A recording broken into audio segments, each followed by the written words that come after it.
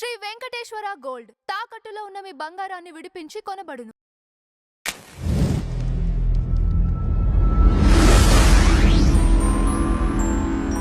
Recent టైమ్స్‌లో చూస్తూనే ఉన్నాం. ఒక ప్రముఖ యూట్యూబర్ అరెస్ట్ అవ్వటం. ఎవరు? రావణ్ గారనే ఆ! ఒక వ్యక్తి. రావణ్. ప్రశ్న రావణ్ అని హ్మ్. కదా! అవునండి. అవును. వారు అరెస్ట్ అవ్వటం. వారు మొబైల్‌లో పల వీడియోలు ఉన్నాయనటం కూడా రావటం. అవునండి. అవును. ఒక మతాన్ని టార్గెట్ చేసినట్టుగా మాట్లాడటం. ఇలాంటి వ్యాఖ్యలు ఆయన పైన ఉన్నాయి కదా! ఇలాంటి వ్యక్తులు జాతకం పరంగా ఎలా ఉంటుంది? ఒక ఆస్ట్రాలజర్‌గా చెప్పండి గురుదేవా. ఏ గ్రహ ప్రభావం చేత ఇలాంటి వ్యక్తులు రూపుదిద్దుకుంటారు? అంటే ఉన్మాద యోగములు అని ఉంటాయండి. ఇప్పుడు రావణ్ అనే కాదు. ఆ! కొన్ని సార్లు చూడండి, తల్లిని చంపేస్తాడు ఒకడు. అవును. భార్యని చంపేస్తాడు. లేదా భర్తని చంపేస్తది. ఇవన్నీ ఉన్మాద యోగాలు.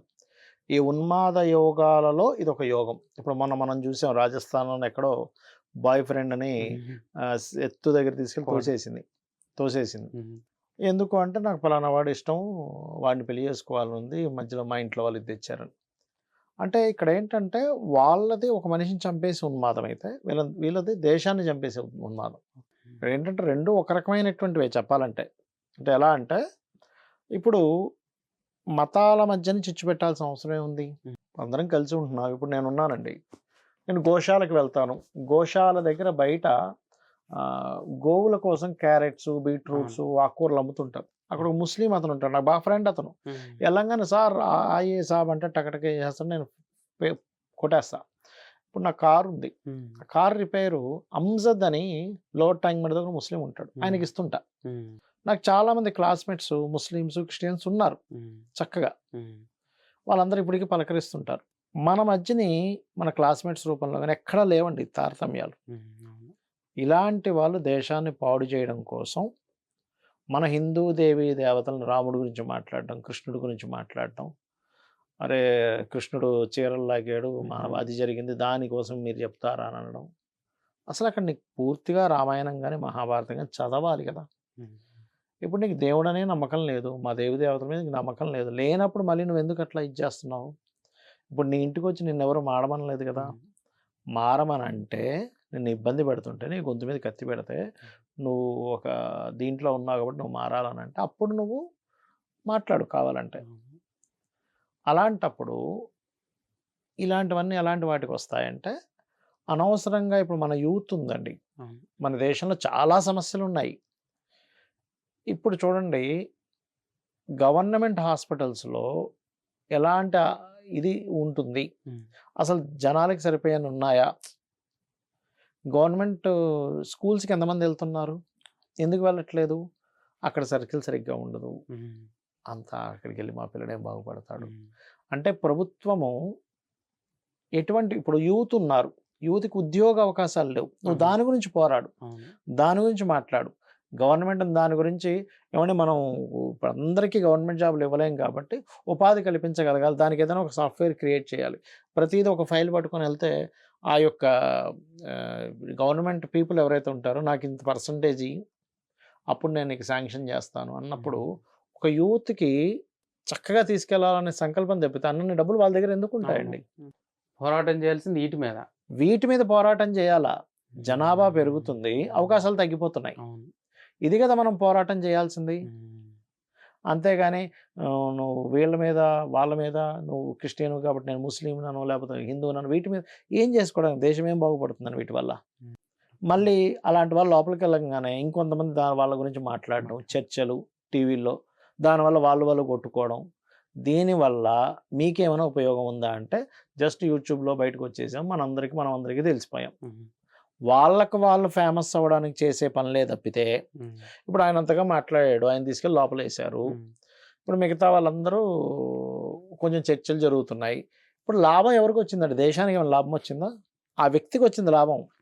నేనేమంటున్నానంటే, దేశానికి ఏం లాభం జరిగిందంటున్నాను నేను దీనివల్ల. ఆ వ్యక్తికి ప్రశ్నారావణనో, ఇంకొక సో అనో వీళ్ళకి గుర్తిస్తున్నారు జనాలు. అందులో కొంతమంది 50% నెగెటివ్‌గా గుర్తిస్తారు. కొంతమంది అవును. మనవడే అని చెప్పని దీంట్లో ఉంటుంది. అంటే నేననేదేంటంటే, పోరాటం ఎప్పుడు నేను తప్పనట్లేదండి. గట్టిగా గళమెత్తి మాట్లాడడం తప్పనట్ల. కానీ వల్గర్ లాంగ్వేజ్ ఉండకూడదు అందులో. వల్గర్ లాంగ్వేజ్ అనేది అసలు ఉండకూడదు. దేశాన్ని నువ్వు ఏదైనా బాగుపడించి, దేశానికి, లేకపోతే ఒక మనిషి బాగుపడడానికి, లేకపోతే ఒక మనిషికి కాన్ఫిడెన్స్ లెవెల్స్ పెంచడానికి సొసైటీ ఏంటి అసలు ఎట్లా ఉంది, ఉద్యోగాలు లేక యూత్ పాపం నానా బాధలు పడుతున్నారు. క్రైమ్ రేట్ పెరుగుతుంది తెలుసా మీకు? ఉద్యోగాలు లేక, అవకాశాలు లేక రకరకాల మార్గాలు. మనం బండి మీద వెళ్తుంటే వెనక నుంచి ఒకడు వస్తాడు, వచ్చి నువ్వు పడేసి వెళ్ళిపోయావు తెలుసా అని చెప్పి బండికి దెబ్బలు తగిలినట్టుంటే వాడికి దెబ్బలు తగిలినట్టుంటాయి. దానివల్ల ఒక 1000, 2000, 5000 తీసుకుంటాడు. వెంటనే నువ్వు పడేసావంటే నేను చూడలేదంటే నువ్వు ఇలా కట్టుకొట్టావు పడిపోయింది తెలుసా అంటాడు. అంటే ఇవన్నీ ఎక్కడి నుంచి వస్తున్నాయి? వాడు బతకడం కోసం రకరకాల క్రైమ్ రేట్లు స్టార్ట్ అవుతున్నాయి. అర్థమైందండి? కాబట్టి ఏంటంటే ఒక చట్టం తీసుకురావాలి. నన్ను అడిగితే ఏ మతం గురించి ఇంకో మతం కూడా మాట్లాడడానికి వీల్లేదు. ఎందుకు మతాల గురించి మాట్లాడడం ఏంటి అసలు నాకు అర్థం కాదు. ఇంకో మతం గురించి నీకు ఎందుకు అసలు? ఫస్ట్ నువ్వు మాట్లాడాలనుకుంటే చక్కగా అసలు దేశానికి ఇది అభివృద్ధి. ఇప్పుడు నాకు పొద్దున్న వస్తున్నానండి, కారులో వస్తుంటే పొద్దున్న ఫుల్ ట్రాఫిక్ ఉంటుంది. అప్పుడు నాకేమనిపించింది అంటే డివైడర్ ఉంటుంది చూసారా, మూవబుల్ డివైడర్ ఉంటే బాగుండు అనిపించింది. ఎందుకంటే సాయంత్రం పూట ఇటు నుంచి వెళ్ళే ఎక్కువ ట్రాఫిక్ ఉంటుంది, ఉదయం పూట అటు నుంచి వచ్చేది ట్రాఫిక్ ఎక్కువ ఉంటుంది. కొంచెం అటు జరిపితే ఆ మూవబుల్ డివైడర్ ఉందనుకోండి, సమయం కలిసి వస్తుంది కదా వెళ్ళేవాడికి. అవునా కదా? అలాంటివి ఏమైనా కొత్తవి ఇలాంటివి తీసుకురండి. లేకపోతే ఈ హెల్త్ ఇష్యూస్, హెల్త్ మీద ఇంత ఇస్తుంది గవర్నమెంట్, కానీ సరిగ్గా నిజమైన పేదవాడికి అందట్లేదు. ఇప్పుడు ఇవాళ రేపు తల్లిదండ్రులు పిల్లల చదువులకే వాళ్ళ 60 to 70% దారబోస్తున్నారు తెలుసా అండి, ప్రతి ఒక్కరు కూడా. ఇంత ఎందుకు ఖర్చు అవుతుంది? ఇప్పుడు రేట్లు పెరగడం వల్లే కదా కరప్షన్ పెరుగుతుంది. అక్కడ రేటు పెరగకపోతే కరప్షన్ ఎందుకు పెరుగుతుంది చెప్పండి? ఆ రేట్ని ఎట్లా అదుపులోకి తీసుకురావాలా? ఇవి కదా మనకు కావాల్సింది. ఎందుకు ఇంకా నిరుద్యోగం ఇంతగా ఉంది, ఎందుకు ఇంకా నిరక్షరాస్యత ఇంతగా ఉంది, ఎందుకు ఇంకా ఇట్లాంటివన్నీ కదా మనం తెలుసుకోవాల్సింది. ఇలాంటి దిక్కుమాలన్నీ పెట్టి దాని మీద నలుగురు సపోర్ట్ చేసేవాళ్ళు, దాని వల్ల కొట్టుకునేవాళ్ళు, దాని గురించి మనం చూడడం పొద్దున్న సాయంత్రం వరకు. ఇదా అండి మనకు కావాల్సింది.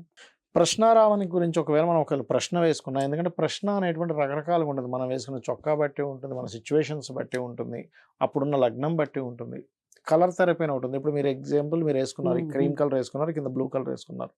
ఖచ్చితంగా ఈ మధ్య కాలంలో మీరు ఏదైనా స్పిరిచువల్ జర్నీ ఉంది మీకు. అవునా కాదు చెప్పండి? ఉంది. ఎందుకు, ఎట్లా చెప్తాము అంటే బికాజ్ ఆఫ్ కలర్ బట్టి అంటారు. అట్లాగే ప్రశ్న వేసుకోవచ్చు. ఇప్పుడు ఎగ్జాంపుల్ మీరే అడిగారు, ఏమండి మరి ఇట్లా ఇట్లా గొడవలు జరుగుతున్నాయి కదా, ఆయన పరిస్థితి ఏమిటి అని అడిగారు అనుకోండి ఉదాహరణకి. ఇందాక మీరు అన్నారు, క్వశ్చన్ అడిగారు, ఏమన్నా ఆయన పరిస్థితి ఏంటంటే స్టూడియోలో చెప్దాంలేండి అన్నా, నేను షూటింగ్లో చెప్దామన్నా. ఇప్పుడు మీరు అడిగారు, ఇప్పుడు సమయం కనుక తీసుకుంటే ఇప్పుడున్నటువంటి సమయం పరంగా ఇప్పుడు మనం 16వ తేదీ 7వ నెల 2026 సంవత్సరంలో 2:30 హైదరాబాద్లో వేస్తున్నాం ఈ ప్రశ్న. తులా లగ్నము చూడండి ఎట్లా వచ్చిందో ప్రశ్న. లగ్నాధిపతి శుక్రుడు కేతువుతో ఉన్నాడు. అంటే ఏంటి, కొంత స్ట్రక్కింగ్ యోగాలో ఉన్నాడు. ఇప్పుడు పరిస్థితి ఏంటైంది, ఇరుక్కొని ఉన్నాడుగా పాపం. ఉన్నాడు. అవునా కదా? ఉండి దానికి లాభంలో రవి బుధులు ఉన్నందుకు కొంతమంది సపోర్ట్ కూడా బాగానే ఉంది. ఈయన ఇరుక్కొని ఉన్న సపోర్ట్ కూడా బాగానే ఉంది అనేటువంటిది చూపిస్తుంది వెరీ క్లియర్లీ.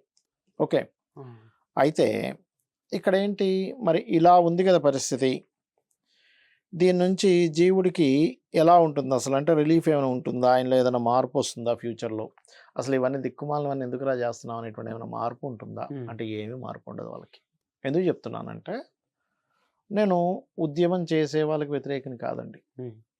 నువ్వు మాట్లాడు, ఎందుకంటే మనకు ఫ్రీడమ్ అనేది ఉంది, వాక్ స్వాతంత్రం వేరే దేశాల్లో అలా కాదు. ఇప్పుడు నార్త్ కొరియాలోకి వెళ్ళారనుకోండి, మీరేం మాట్లాడ, మీరు కత్తిరించుకోవాల్సిన జుత్తు కూడా వాళ్ళే డిసైడ్ చేస్తారు. ఈ క్రాఫ్ పెట్టుకోవాలంటే ఆ క్రాఫే పెట్టుకోవాలి. నువ్వు ఏది పడితే అది, నీకు ఇష్టం వచ్చిన పాటలు నీకు ఇష్టం వచ్చి వినడానికి లేదు, ఒక రూల్ ఉంటుంది అక్కడ. మనం స్వాతంత్రం ఉంది కదా అని స్వాతంత్రాన్ని పాడు చేసుకోకూడదు. బట్ ప్రశ్నపరంగా చూసుకుంటే కొంత ఇబ్బంది పడేటువంటిది అయితే ఉంది. దానికి పెద్ద పెద్ద వాళ్ళ సపోర్ట్ కూడా ఉంది, చెప్పాలంటే చాలా స్పష్టంగా ఉంది ఆ సపోర్ట్ కూడా. కాకపోతే ఏంటంటే ఇక్కడ మనం అర్థం చేసుకోవాల్సింది, ఇప్పుడు కొంతమంది ఆయన మీద పెట్టడం ఏమిటి అంటున్నారు. నిజమే, వాళ్ళు మాట్లాడే దాంట్లో కూడా కొంతవరకు సత్యం ఉంది. ఒక యూట్యూబర్ మీద టక్కన ఉపాచటం పెట్టేస్తారా? అయితే ఇక్కడ ఏంటి, అంటే అతి వర్జయేత్ అంటారు శాస్త్రంలో, అది ఎప్పుడు చేయకూడదండి. అతి చేయడం వల్ల ఏమైంది, ఇప్పుడు అంతా కూపీలాగుతున్నారు. 10 ఫోన్లో ఏవో 10 లింకులు ఉన్నాయి, బెదిరించినవి, అమ్మాయిలు ఉన్నాయి, అది ఇది అని. ఏమైపోద్ది, ఎప్పుడు కూడా అతి వర్జయేత మన శాస్త్రం ఎందుకు చెప్పింది, ఇట్లాంటివి చేయకరా, నువ్వు ఎంతలో ఉండాలో అంతలో ఉండు. నువ్వు నిజంగా నువ్వు పోరాటం చేయి. ఎప్పుడు పోరాటం చేయాలి, ఇలాంటి సమస్యల మీద చేయి. నేను ఆహ్, ఇప్పుడు కొంతమంది ఇప్పుడు చూడండి మనకి నాకు మొన్న ఒక వీడియో చూసా.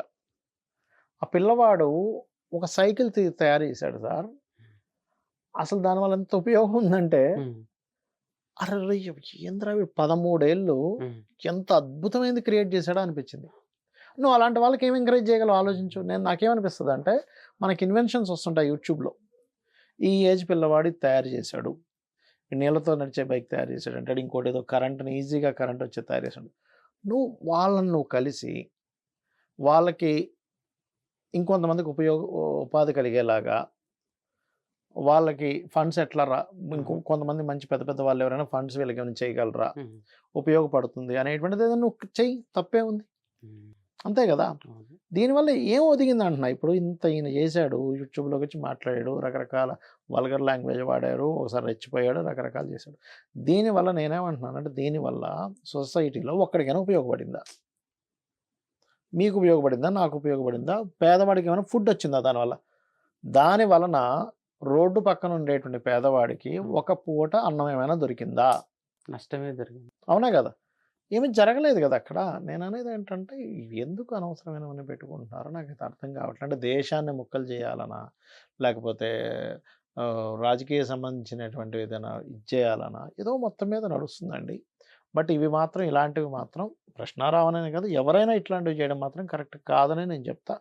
ప్రశ్నలో కూడా అంత గొప్పగా అయితే రాలేదు ఆయన విషయం. పూర్తిగా ఎక్కడో స్ట్రక్ అవుతాడనే వచ్చింది.